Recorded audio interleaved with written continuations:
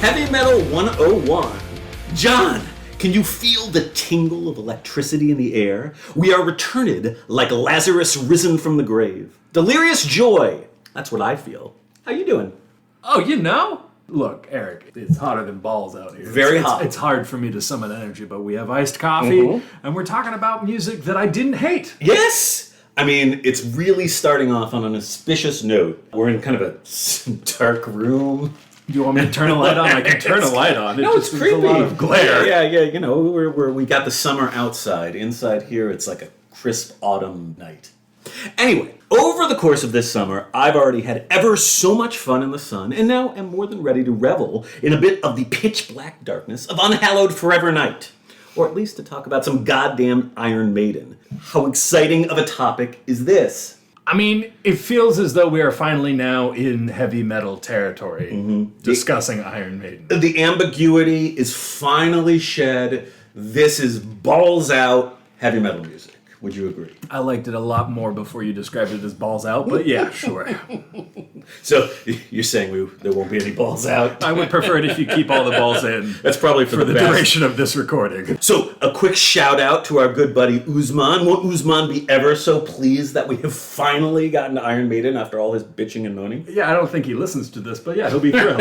Damn it. Well, I'm going to tell him he got shouted out. He better frickin' listen. Look, this season is going to be flipping glorious as we begin to explore the great golden age of heavy metal, the 1980s. So, John, I think we can agree that you knew very little about the 1970s heavy metal we discussed over the course of our first season. Yep. Yeah. So, what about your 1980s heavy metal knowledge? This is the serious business. And, are you going to be ready, willing, and able to rise to the occasion? Eric, I have excellent news for you. Ooh. I am still going to be completely and 100% able to fill my role of complete and utter moron. All right. When it comes to this music. So nothing's going to change at all. Nothing is going to change. Good. Those fans who are just this is like a comfortable warm blanket, Yes. they're going to be tucked My in. veil of stupidity will continue to reside over this podcast. Perfect. Now, before we wade too deep into the wondrous toxic mire that is to come, tell me about your summer thus far. Any highlights? Did you perhaps happen to miss any Stryper concerts, for instance? Or did you do anything else interesting? I didn't go to a Stryper concert. That was a serious miss. Was it? A whiff. Was it? That was a whiff. Was it? Oh, so good. This is probably not the episode for you to defend that point of view. But at some point, you're probably going to have to defend that point of view, and I look forward to you trying to make that case. Stryper, I think Stryper is going to come up, and I'm not going to lie, I'm a big Stryper fan. Despite my Jewish Satanism, they are my favorite Christian glam metal band. Suffice it to say, so the Stryper show was awesome. I had a great time, and you were missed. I'm glad you enjoyed the Stryper show, but I have not heard any live music this year.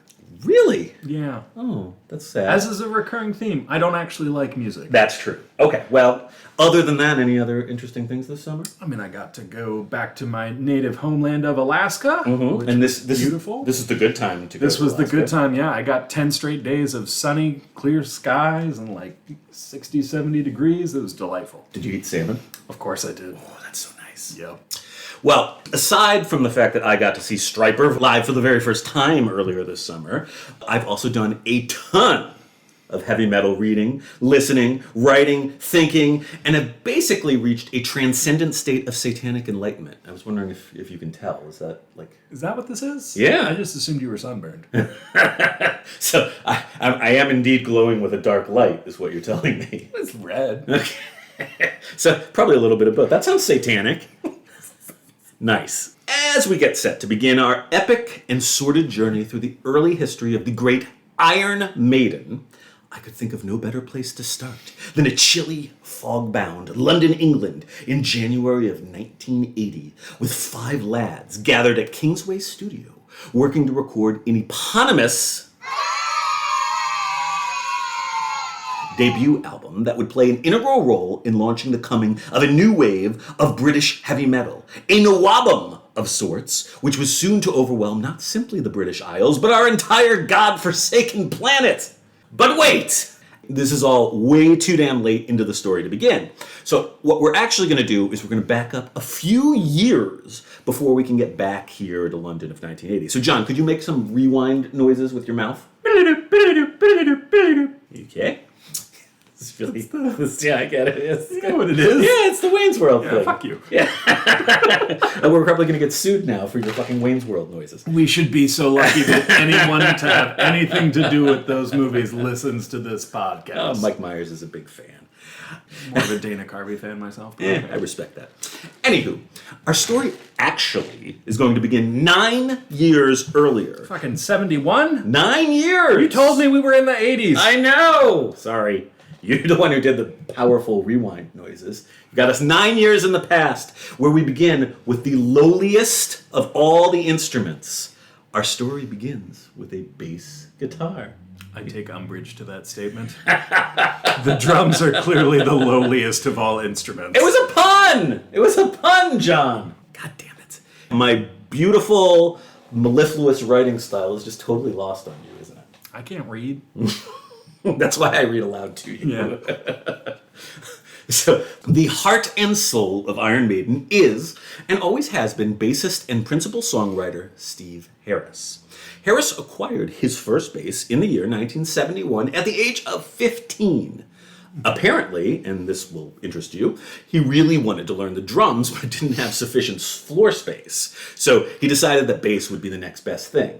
Harris immediately began learning the bass and also writing original music. And now here's some interesting trivia. The first song he wrote, which is a somewhat dorky tune called Burning Ambition, would go on to be the B-side of Iron Maiden's first single. This young fellow indeed had both a burning ambition and a very prodigious burgeoning compositional talent. John, are you surprised to note that the beating heart and driving creative force behind Iron Maiden is a bassist? I mean, that's unusual. I think it's fair to say. However, you will note that my number one comment after listening to this first album was that this was far and away the best bass playing that we had heard. I was impressed. I thought you had no musical ear of any kind to speak of. I have a doctorate in this business, thank you very much. Oh, right. I forgot about that. I'm the one who's under-degreed here. The bass playing really does stand out. It's really hot, like heavy in the mix, which is one of the distinctive, I think, characteristics of Iron Maiden, and it shreds. Yeah. I mean, Steve Harris is just a quite good. very, very good bass player. It was a few years and a couple of youthful bands later, in the year of 1975, that a still teenaged Harris first began the process of assembling the mighty Iron Maiden. His original name idea was actually Ash Mountain, but apparently he switched it to Iron Maiden one day after stumbling across a film version of the man in the Iron Mask on TV, and he never looked back. So, John, do you know what an Iron Maiden is? It's a torture device. Yeah. Is it the one that you go in and then they close it and it's got the spikes that theoretically press against you? Yeah, it's like person-shaped, I guess female person-shaped, and it's got the spikes. So that is indeed what an Iron Maiden is. But did you know that Iron Maidens are actually total historical bullshit? I did not. Yeah, they were invented in the 18th century to make people think that the Middle Ages were more spooky and barbaric than they actually were. To what end? I think it's part of a project in general to make the post-Middle Ages seem comparably more civilized by making the Middle Ages just seem like primitive. A vast conspiracy on the part of who? Really, it was like Carnival Barker types. I think it was an opportunity to get people something spooky to pay money to go see. all right. So they'd have those like torture museums and stuff like that. Like Okay. all that stuff is pretty much nonsense. Huh. Yeah, I know. I mean, it does kind of make sense because, like, how would you apply torture in the context of an Iron Maiden? Yeah, you're just going to kill somebody, right? You're right. It's either the spikes are so big that you're dead or they don't touch you. Yeah. It's very confusing in terms of, like, actually being effective. Yeah, from a practical standpoint, Not I a think. good torture device. I agree. Now, the Rack. Oof, that's a good one. So could that be our heavy metal band name? The Rack? That's a terrible band name. I think we're going to have to revisit that. All right. We'll come back to that in a bit. So, regardless of its utter falseness, the concept of the Iron Maiden is certainly appropriately macabre and heavy metal, and I think it's a damn solid band name. What do you think? I mean, it has certainly become an iconic band name, so it has some staying power. Yeah, it worked, right? It did what it needed to do. The early history of Iron Maiden is that of a pub band who had a revolving door membership. And I'm not going to go into the shockingly lengthy list of people who spent some amount of time in 70s versions of the band. Though it is worth noting that the original singer, Paul Day, did go on to form the second tier, but not totally insignificant no-album band, More. So that's pretty cool. More? They're called More. Yeah, it's not a great name. That's a terrible name. Yeah, and they're Good, pretty good band, actually. A little bit underappreciated. That's the last time we're ever going to talk about them on this show, however. But All right. farewell, more. We hardly knew ye. Otherwise, the first truly important person to join the band after Harris was classic lineup guitarist number 1, Dave Murray, who joined up in 1976. In a nutshell, the tale of early Iron Maiden is one of great songwriting, increasingly theatrical stage shows. So there was blood, fire, smoke, and apparently at one point a bubble machine on stage. There was a very scary bubble machine. I always thought that was a bit of an outlier with the other various effects that they had on their early stage show. They got an ever-increasing local following in London. All the while, the core lineup just kept on changing and changing all throughout the late 70s. They just kind of, other than Harris and Murray, they just kind of couldn't hold together a consistent lineup. It wasn't until 1978 that Iron Maiden's third singer, and the first one that actually recorded with the band, Paul Di'Anno, joined. Di'Anno really was more of a punk than heavy metal guy in his attitude and musical interests, and he even had short hair. My God. I know, right? And Steve Harris actually famously hated punk music. Apparently, where Di'Anno and Harris found common musical ground was via friend of the show band Deep Purple. John, you remember Deep Purple, right? Sure. Yeah, so it was the Deep Purple tune Dealer, which wasn't on the album you listened to, so it means nothing to you, which Di'Anno used as his audition for the band. It's an important plot point to note that Di'Anno would go on to record not just the legendary demo known as the Soundhouse Tapes, but also Iron Maiden's first 2 albums.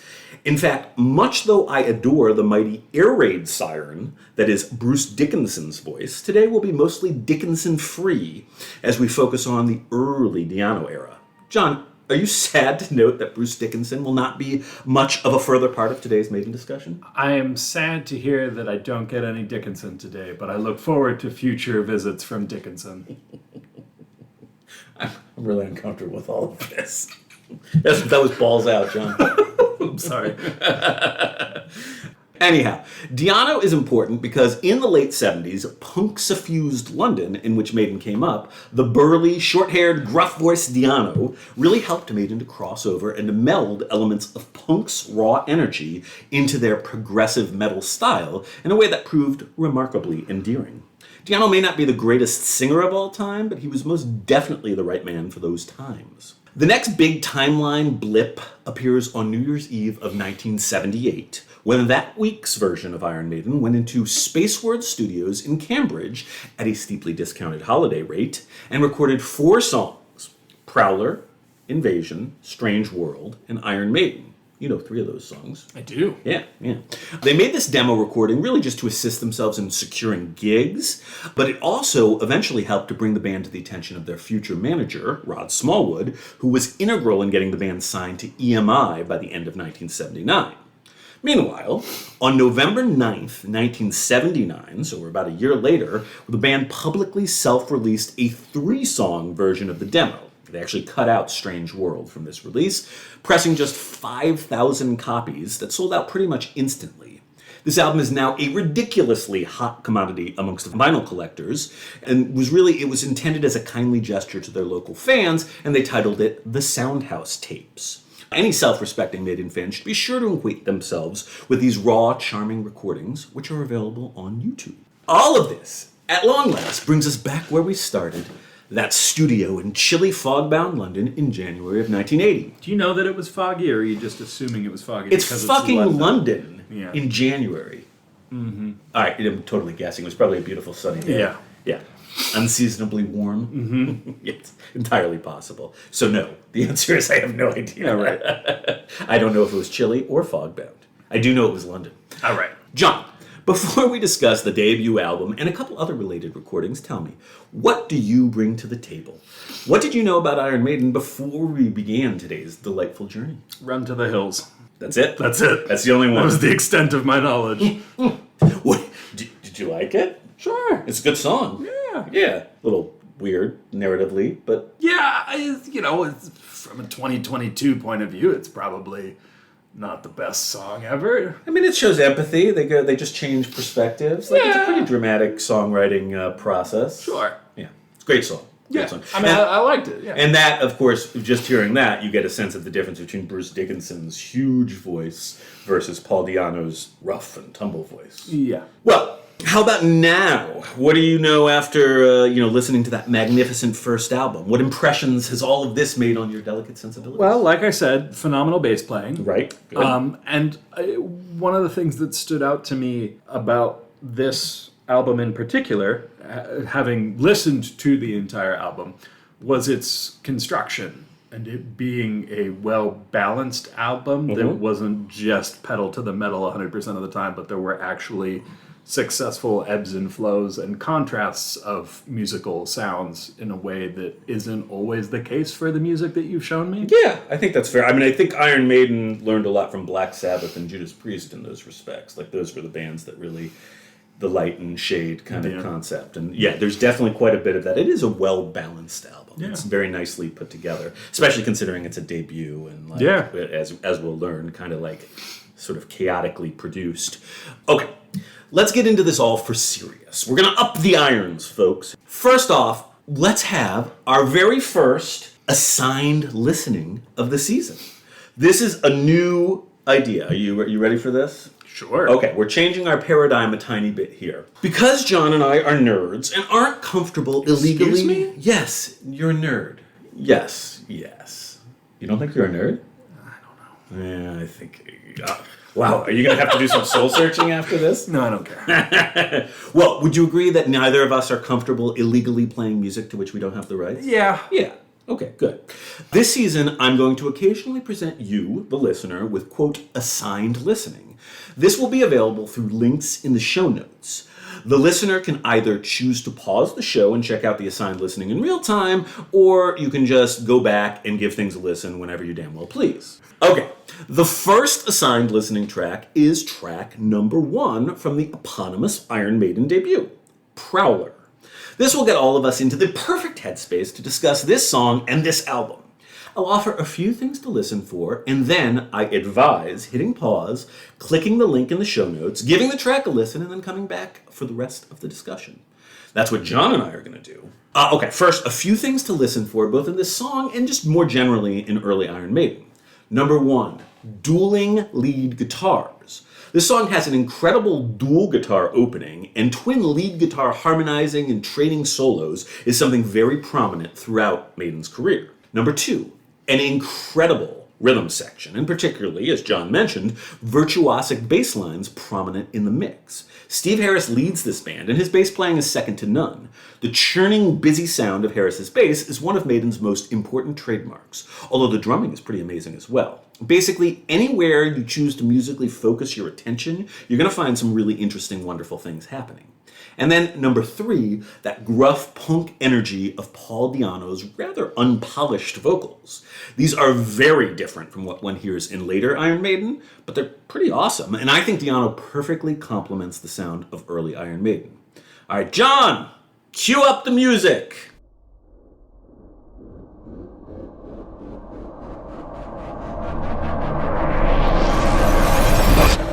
We're back! I hope everyone is feeling appropriately frisky, having listened to this absolutely incredible, if decidedly sleazy, opening track. You know, we did just do as we instructed you all and actually listen to the words. Mm-hmm. Not the words, the song. My comment is salient to the words. I didn't process a single word of the text. Okay, we're going to go through, don't worry. We'll listen to it. We are, not in any sort of snobby sense, we're both music people, right? We're musicians. I don't think either of us put lyrics terribly front and center in our listening habits. Oh, well, you might. You're I do. You're musical theater. Right. Well, musical theater and opera. Oh, so you have no excuse. It just doesn't, it just like went kind of straight over my head. All right. Everything else was more interesting. Well, that's fair. I mean, there's a lot of interesting things happening. All right, so what did you think of Proud? It was nice. It's good. It's got a great energy. There's good sound. I've already talked about how awesome the bass playing is. Mm-hmm. The drums weren't just obnoxious the whole time. A lot of texture. Yeah. There were different layers there. It had a great ending, unlike a lot of the songs. Yeah, you never like endings. Well, a lot of these kind of heavy metal songs just sort of like repeat the chorus again and stop, and that is really unfulfilling to me. Yeah, this was a good tag. Yeah, do something. Well, I have no words to express how much I love this song. It is one of my favorite, probably one of my favorite songs of all time. It's definitely one of my favorite Iron Maiden songs. And I think it does such a great job of kickstarting what was to be just an entire, like, decade after decades of great heavy metal to come. Certainly in the 1980s, which is, Iron Maiden's greatest period, but they're still making new, wonderful albums even now. The opening riff, it just absolutely kills me, particularly when it's layered with Dave Murray's wah-wah guitar melody on top. It's so great. And as we've talked about, the bass and the drums. There ain't no bass like a Steve Harris bass. And Clive Burr, who is the drummer on this album, the first 3 Iron Maiden albums, is just also fantastic. The rhythm section, just overall, is totally amazing. I think Di'Anno's vocal performance is actually also really great. Di'Anno kind of gets a lot of crap because he's not Bruce Dickinson, who has one of the most mellifluous, powerful voices in really rock history. But I think Di'Anno just owns this song, and it totally plays to his strengths as a singer. Now, John mentioned the lyrics. I would say that the lyrics haven't aged quite as well as the rest of the song. So, John, might you give us a recitation of the first 2 stanzas? No, I'm going to regret this, aren't I? Walking through the city, looking oh so pretty, I've just got to find my way. See the ladies flashing, all their legs and lashes? I've just got to find my way. It's a very forced rhyme at that. Well, you see me crawling through the bushes with it open wide. What you seein', girl? Can't you believe that feeling? Can't you believe it? Can't you believe your eyes? It's the real thing, girl. For shame, good sir. For shame. So, crawling through the bushes with, quote, it open wide. I hope you know, John, I'm definitely going to hold on to the recording of that recitation, and I'm going to use it to blackmail you. I just want you to know that right now. I don't know. That's fine. All right. You can take all my money that I don't have. Yeah, I need to wait till you get something of worth. I don't recommend holding your breath. Well, now you can see why this song is called Prowler, right? The lyrics, Sure. Yeah. It's pretty on the nose. Yep. So at Prowler, you say that the rhymes are a little bit forced. I mean, this song had been kicking around Maiden set lists for years and years. It predates Di'Anno's time in the band, so it's really a mid-70s song. I mean, the lyrics are pretty juvenile and crass and kind of stupid, but the music is freaking amazing. The writing credit for this song is solely given to bassist Steve Harris. Now, before we get too much further into the discussion of this debut album, I'm going to backtrack just a few months, because although the debut wasn't released until April of 1980, there's a couple of important things that happened earlier that year.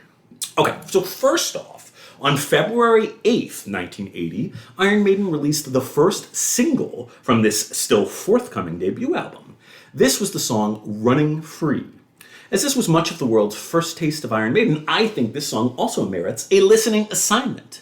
How could we not experience Maiden as the world first experienced Maiden? We're now putting ourselves in the mindset of being a youth of the 1980s persuasion who is first hearing this amazing band via this single from February 8th, 1980. Once again, you're going to find a link in the episode notes. If you don't know this tune, or even if you do, we suggest you pause the show and give it a good listen. You shan't regret it.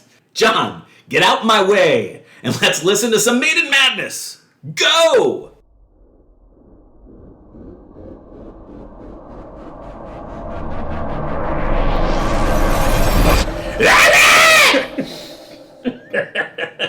Are you going to do the other one? I had to do one. Yeah. Oh, look at this! John did it! John did it! This is what Iron Maiden does to people. It's an inspiration. So that tune always puts me in a very joyful mood. John, that was fun, right? Yeah. Yeah, it's a fun song. I mean, it's not a brilliant song, but it's a good rock, like hard rock and single and whatnot. So Running Free is actually credited to both Harris and singer Paul Di'Anno, who wrote the lyrics, and apparently they were quasi-autobiographical. It's not in any really interesting way, and we're not going to talk about the lyrics. Perfect. but now you know. Should you read them? Paul Di'Anno apparently got up to some trouble as a young man running free in the streets of London, although this song transplants that to America. But anyway, as previously mentioned, the rather skippable B-side to this single was the non-album track Burning Ambition, which was actually one of the earliest songs Harris ever wrote way back when he was with his very first teenage band, Gypsy's Kiss, which I believe is a Londoner euphemism for peeing. Is it really? Something like that. Just talking about peeing, guys. Yeah. It's fine. Think Come listen to my band taking a piss. that's not a bad name, actually. I could do that. You can see it on a t-shirt. Yeah, it's better than The Rack, right? Well, again, let's come back to that. The debut album from Taking a Piss, The Rack. Okay, so visuals. Visuals are a big part of Iron Maiden. So John, I'd like you to take a look at the cover for the Running Free single and describe it to our fine listeners. Now, without providing any spoilers, I'll say that this is the very first of many album and single covers designed by the great artist Derek Riggs, who is a rather essential non-musical member of the Maiden family. So what do you see? All right, so there are predominantly two colors, but Iron Maiden and the title Running Free are in red. Do you think that's red? I think that's pink. Okay, sure. I guess it doesn't matter. Yeah, whatever. Some sort of value of reddish pink. Yeah, I mean, look, maybe if you cleaned your computer screen, I'd have half It's a a chance. dirty computer screen. I'm surprised you're putting your face that close to it. Well, you know, for the podcast, Eric. I would definitely get a vaccine after this. That's alarming. All right, but the dominant colors are black and yellow. Mm-hmm. And what we see is what appears to be a trash-filled alley and some sort of a youth with long hair and jeans and rolled-up sleeves and a vest running from a tall, creepy-looking figure. Yeah, with a shadowy face. Yeah, shadowy face. I mean, I'm not going to lie, it gives me sort of Spider-Man / Venom vibes, just in the head part of it. The rest of it, clearly not. But he's running away. He's turned down this alley, but what he clearly does not see, because his head is turned away from us looking at the figure chasing him, is a very spooky-looking hand with very long, claw-like nails reaching out towards him, coming from almost our perspective. Yeah. It's like we're the bearer of the creepy hand. Yeah, it's a pretty dramatic image, right? Yeah. Now, there is an important bit of subtle theatricality embedded into this cover, and we're going to get back to that in a few minutes, so stay tuned. So, the Running Free single was released on February 8th of 1980 and made some amount of local UK waves, peaking at number 34 on the charts over there. Iron Maiden were often running without even an album available yet. But wait, there's still more. Just a couple short days later, on February 15th of 1980, came one of the founding moments of the Nawabum, the release of the EMI compilation entitled, John, you'll love this, Metal for Mothers. I don't love that. He is not kidding. It is spelled M-U-T-H-A-S. So Mothers, which seems to have fallen out of favor these days, but this was an early UK term sort of for metalheads. So that's who the Mothers were. I know we've talked about it on the podcast before, but you keep saying this term Nawabum. Do we need to define that directly for our listeners? I think that we should. You took the very words out of my mouth. You're exactly right. Did you remember? I gotta look at okay, so it's new wave of British heavy metal or hair metal? It's not hair metal. Wow. It's all the same. I mean, they had hair, except for Diana. Yes, it was indeed the new wave of British heavy metal. This was a term coined in a Sounds magazine article by the journalist Jeff Barton, who was referencing the decline of punk and the rise of a new wave of heavy metal bands in the UK. We'll get into this on a future episode. It was actually his editor who coined the term, and it's coined in the title of the article rather than the body. But suffice it to say, that's where the term came from, 1979, Sounds magazine. That's right, listeners. Get excited for a future episode wherein we discuss editors. We're also going to discuss specific pubs. We're going to get the whole thing. It's going to be so good. Oh, this season's going to be good. So this is basically a next generation of bands who had been inspired by the likes of Black Sabbath, Judas Priest, and Motorhead, all of our fine feathered friends that we discussed last season. Iron Maiden, unsurprisingly, were always at or near the heart of this movement and are the most important of the bands to emerge from the Nawabum, though certainly not the only band of consequence. More on that in a future episode. Anyhow, compilations like Metal from Mothers were important factors in spreading the gospel of Nawabum. Maiden had 2 tracks on Volume 1, Sanctuary and Wrathchild. Interestingly, neither of those are on the debut album, and both are fantastic. Sanctuary actually went on to be the band's 2nd single, and Wrathchild is on their 2nd album, Killers. Metal from Mothers also made a pretty serious impact culturally, reaching number 12 on the British charts, and it was followed by an important Metal from Mothers tour, which included, among many other important Nawabum bands, the still internationally unknown Iron Maiden on its first 11 dates.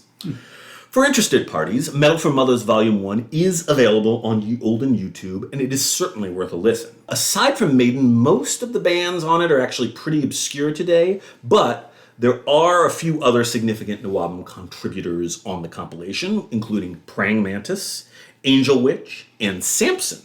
John, do you know why Samson is important to this discussion? For his hair. He did have beautiful hair till that witch cut it off. No. Samson had a singer whose name at the time was Bruce. Yes. Bruce? Bruce. But his actual name, is Paul, but whose name... Is his name Paul Bruce?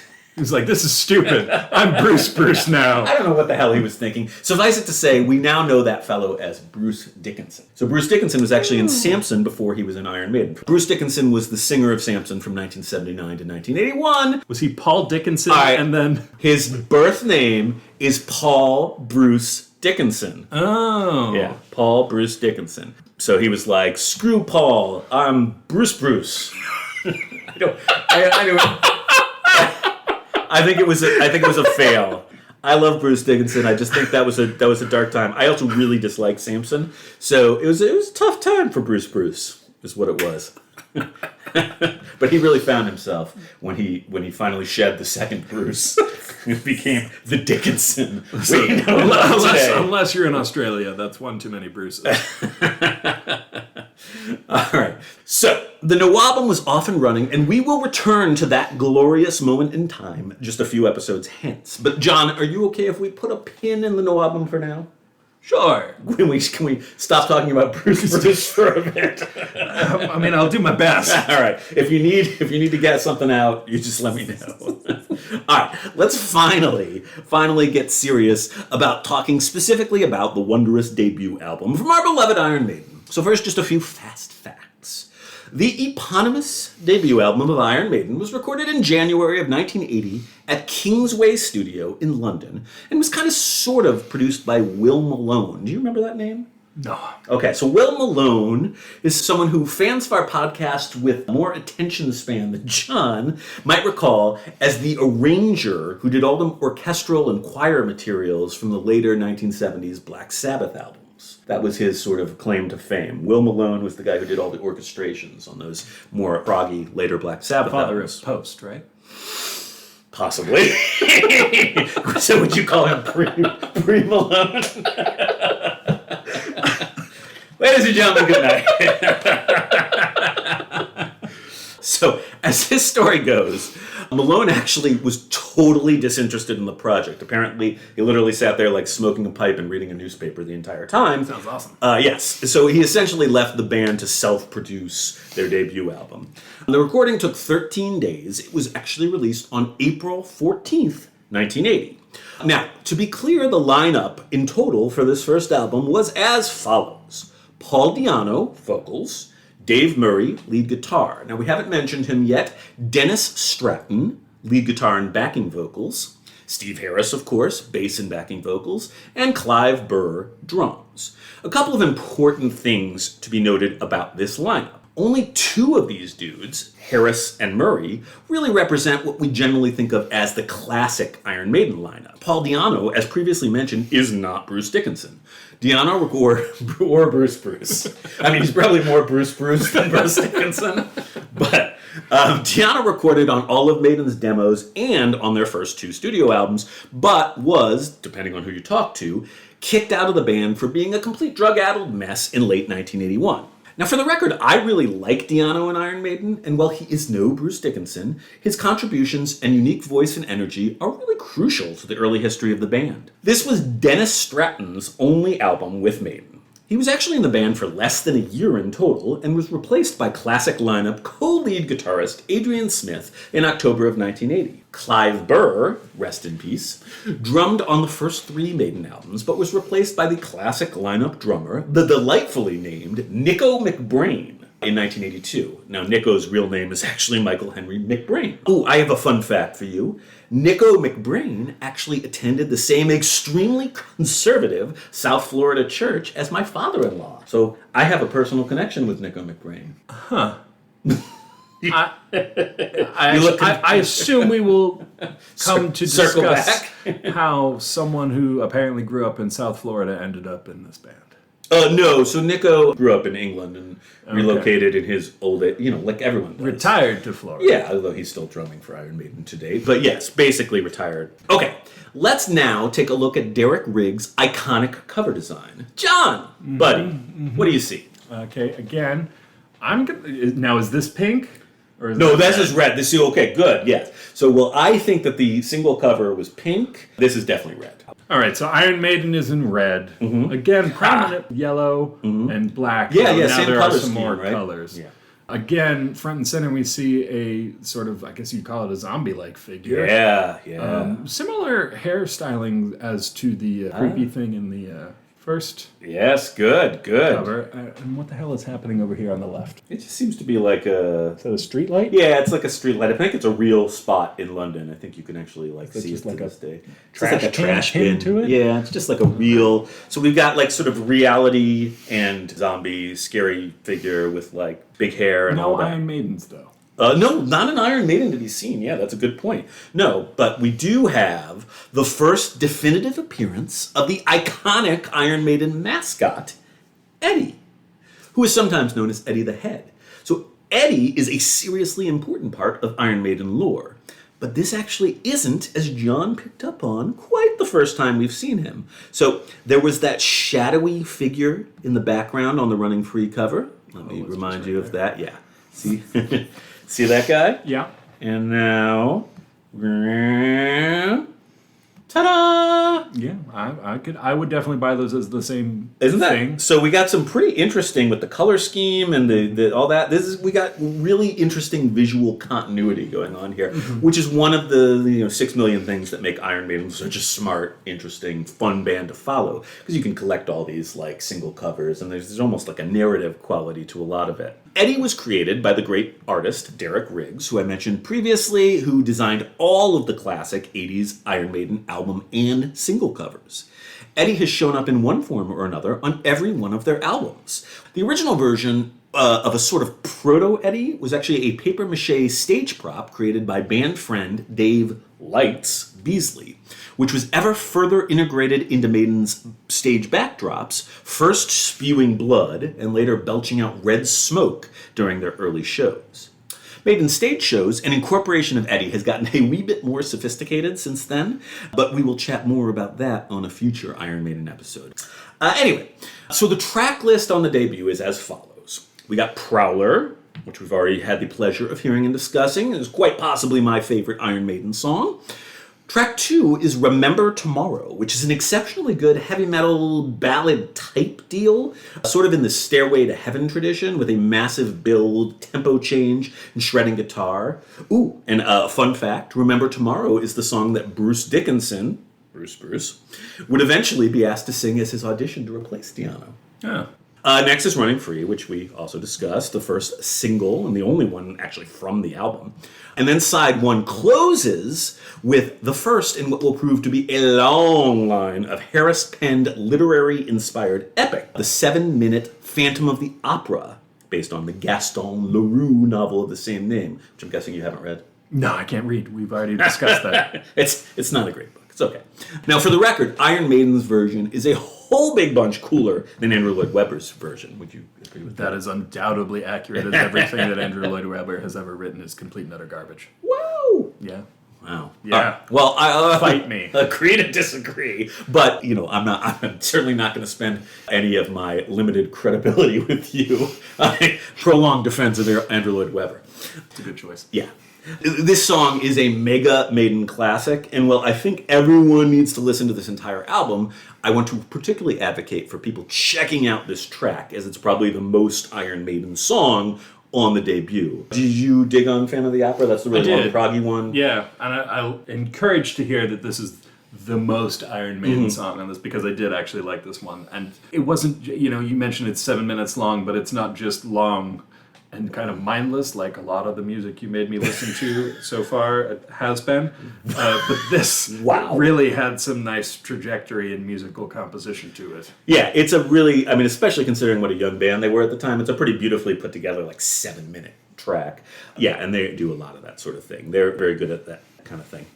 So side 2 opens with something Iron Maiden actually really don't do very often, which is an instrumental. This one is titled Transylvania, and I think it's exceptionally good. John, I know you aren't much of a rock instrumental guy. Did you like Transylvania? Did it make any impression on you? I don't remember it. Again, this whole album, I didn't dislike anything on this album. Okay. Well, so you didn't get all pissed off about the song or anything? No, I wasn't in a constant state of rage like some of the listening you've made me do. Aren't you just generally in a constant state of rage? Believe it or not, no. Normally, I'm just pretty apathetic. Oh. So you're welcome that I take you out of it. I make your life worth living. Is that what it is? Rage. So I'm just totally agnostic when it comes to pop and rock instrumentals. They can be either great or totally terrible. But I think Transylvania works really well. It's short. It's very visual, sort of conjures up images in the mind in the way that an instrumental really probably should. It's a fun track. Strange World follows, and it's the other sort of kind of ballady thing, the other sort of slow tune. Di'Anno, with his sort of limited vocal abilities, doesn't particularly excel at balladry, but I actually really like both of the slow tunes on the debut, and there's great, just beautiful lead guitar work on this track. It's very emotional, very sort of soulful. Also, though he is not here credited, this song was co-written by Maiden's first singer, the previously mentioned Paul Mario Day. So good job, Paul. John, you liked Strange World, right? I did like this one, yeah. Again, this album was well constructed in its providing ebbs and flows, and I really liked this ebb in the contrast of everything else around it. I agree, especially, so you, I know, we don't really have sides anymore, but you have Phantom of the Opera, which is wild and crazy, and then you have a pretty, fast, furious, short instrumental in Transylvania, and then it's a very nice change of pace and emotional space and all that. The penultimate track is the only one on the whole album that wasn't penned by Steve Harris, and that is Dave Murray's Charlotte the Harlot. Now, for reasons I've never quite understood, this becomes the first installment in a series of 3 or 4 songs, depending on how you choose to count them, spread over the course of over a decade, and telling the sad tale of Charlotte and her harlotry. Oddly, I don't really think any of the songs in that series are especially great, but whatever. It's certainly all part of the overall Iron Maiden lore. Charlotte the Harlot is pretty definitively the weakest song on the album, in my opinion, but it's memorable. It's got punky energy, and I like it. I don't hate it at all. Did you remember that one? I would agree, as this stood out as being the weakest, in particular after following Strange World, which was pretty great. It's comparably pretty juvenile sounding, it's a pretty simplistic tune, but it's fun. It's got energy. It's got, whatever. It's in terms of the album construction, I think it works. The listeners will note that this is as close as Eric is willing to get of critical of something that he cares about. That's true. This I feel like I'm stressed. I need to pause for some deep breathing. So the album closes with a complete shit kicker that is every bit as strong as Prowler, and that is the song Iron Maiden. This is the song Iron Maiden from the album Iron Maiden by the band Iron Maiden. We like That's your that, favorite right? thing. That is, it's like the trifecta is what that is. This track was destined to become a staple of all Iron Maiden live concerts forever and anon. It's kind of the last song they tend to play, and they bring out the big robots, and it's just a whole big production number. In fact, it's time now for the last bit of assigned listening for today's episode. Frankly, anyone who doesn't know the entire album really does need to remedy that as soon as is humanly possible. This is an absolute iconic staple of heavy metal. But at the very least, we cannot possibly talk about this album and not hear the iconic closing track. So, hit up those show notes one more time. John, I want to see your blood. I want to stand and stare. Play the fucking song.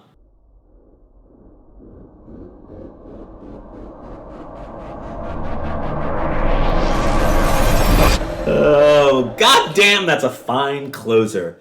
This is a great album, right? Yeah. Yeah. Did you like this more than Judas Priest? That's difficult to say. Or Van Halen? Those were all the ones you liked, right? Van Halen 1. Van Halen was fine. I like this more than Van Halen. Oh. It's a toss-up between this and Judas Priest. Okay. They're just very different in my mind. But we're starting off in a pretty positive headspace here. We're starting off in a great headspace, comparatively. I'm planning on totally crushing that very soon. I assume that everything will be terrible from here on out. Well, considering we're only focusing on Death and Motorhead for the rest of this Perfect. Love season. that. Great. All right, everybody. Well, it's been great getting to know you over the course of this season in one episode. Tune in next week where the new idiot will be someone else. John is the Dennis Stratton of the Heavy Metal 101 podcast family. One and done. Look, Iron Maiden certainly continued to grow and evolve over the course of the 1980s, but this is really and truly one of my all-time favorite albums. I think it is a perfect balance of cutting-edge, modern, circa 1980, heavy metal with progressive elements, but also a raw and just really endearing punk energy that to me just still feels very fresh. Like, I don't know, this doesn't sound dated to me. I'm much older than you. Does this sound dated? I mean, I guess it sounds period. Like, it sounds period. Contemporary. It doesn't sound like timeless, but it doesn't sound like the negative way I would say it is. It's very of its time. It doesn't sound like that. I think I can accept that. Yeah. The debut album did not chart in the U.S., but it did make it all the way to number 4 on the U.K. charts. So, pretty good. Yeah, they're definitely doing pretty well. Now, unlike our good friends Black Sabbath, Iron Maiden actually were appreciated by the critics, even back at the beginning. I mean, I think bands like Black Sabbath and Judas Priest had done a lot of groundwork in making that feasible.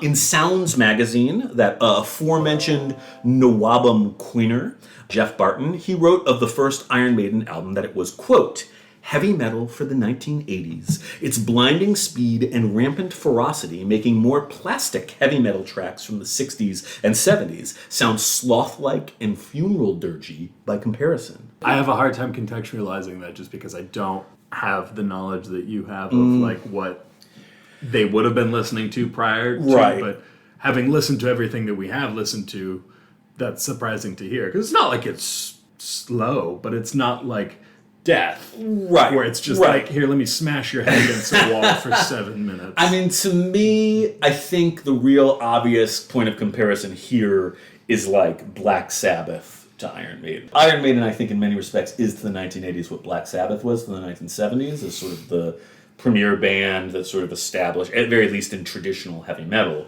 that really established that. So, I mean, if you compare this to like, what Black Sabbath were generally doing, it does feel much faster. It also, just in general, it's so fluent and so fast yet musical and competent and all that stuff. I think it's a reasonable assessment, even though obviously, Motorhead were playing blindingly fast music already at the time, and Judas Priest were more than capable of doing the same. But, at least somebody's saying nice things about a nice band. I think that's nice. That's great. Thanks, Jeff. Just really telling it like it is. Now, interestingly, the band, and most particularly Steve Harris, have often kvetched about the debut album's production over the years, and they seem to harbor a pretty strong dislike for the way this album sounds, which I think is strange because I think it sounds great. It does sound, I mean, I haven't heard their other albums, so I can't compare the production quality. They're different. That's good to me. Yeah, as we'll learn, the production is going to change considerably from Killers on, and it's going to be much more like eloquent in its production instead of sort of rough and energetic like this, but I think it works really well on this album. There's this great scene in the History of Iron Maiden documentary. You have Steve Harris, he's really just sort of like eloquently bitching about the production. He's very verbose and just explaining what was wrong with it. And suddenly they cut to Paul Di'Anno, who in this very thick Cockney accent says, Beethoven could have done a better job, and he was deaf right along. And then it cuts back to Harris. It's awesome. It's very witty. All right. Just to wrap things up, at long last, there were 2 more singles released in 1980. The previously mentioned non-album track Sanctuary was released in May. I should note that on some versions of the debut album, Sanctuary was actually added, but it wasn't the case on the original European release, which is what's available mostly these days, certainly on Spotify and such places. Sanctuary sounds like pretty much nothing else in Maiden's catalog, and there's good reason for that. It was written by early guitarist Rob Angelo, who was in the band way back in 1977.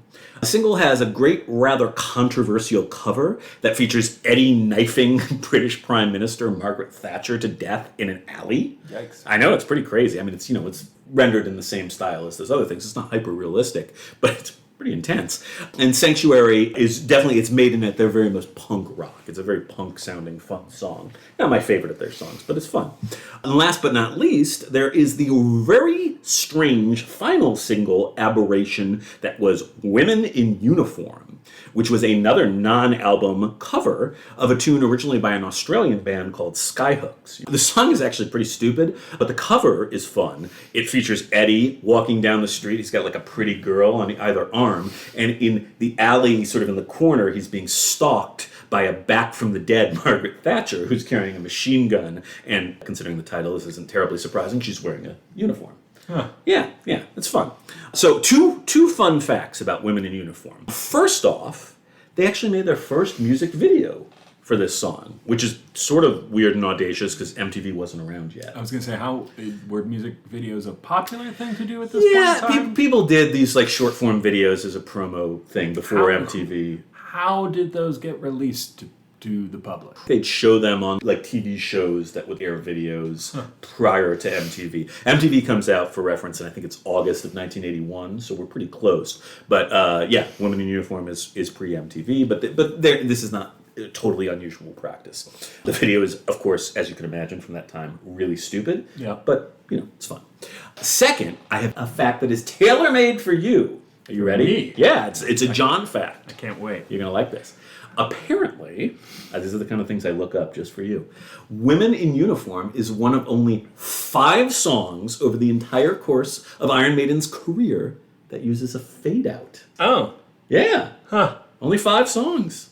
Good for them. I thought you'd be more excited about No, that. put them up. I mean, I can't remember if we've talked about it in the actual recording or just while we were listening, but their songs have endings. So they don't need Which I fade out. appreciate. Yeah, okay. Yeah, so you're saying that this is an ending. Okay, this is a band that didn't require the fade out like some of those I mean, other bands. I'll take a fade out to the abrupt stop at the end of a repeated chorus, but okay. I like that they do endings. That was disappointing then. That's what I'm here for, Eric. It's Here to bring you down. Thanks, everyone, for listening. We'll see you next month on Heavy Metal 101. Oh, God, help me. The 80s are go! John, we're off and running. All we need is a bunch of cocaine and much bigger hair, and this party will be banging. So do you have any questions, comments, or thoughts about Iron Maiden, the shiny new adventure that we have now commenced, before we remind all the lovely folks of how they can contact us with their bitter complaints, fawning adoration, or pearls of wisdom? No, I mean, this was a good start. It's nice, particularly in today's musical age where we so rarely get albums that feel constructed because people don't listen to albums anymore. It was nice to listen to a full album that had a good structure to it. Yeah. I feel like we're off to a good start this season. John, you've really grown a lot. Okay, so John, could you tell the nice people how to reach us? You can contact us via email at heavymetal101podcast@gmail.com, via voice message at anchor.fm/heavymetal101podcast, or you can find us on social media on Facebook at Heavy Metal 101 Podcast, or on Twitter at Heavy_101, or on Instagram at Heavy Metal 101 Podcast. We are so everywhere. Are we? No, they're everywhere old people are, right? Oh, Yeah. well, that's us. God damn it. So true. Also, we can reach more nice people like yourselves if we have more excellent reviews and 5-star ratings on places like iTunes. So if you have the time or inclination, such things would be most appreciated. John, could you do me a solid and recite those ridiculously awkward and incriminating Prowler lyrics just one more time so I have a backup recording? No, I don't remember them. It's probably for the best.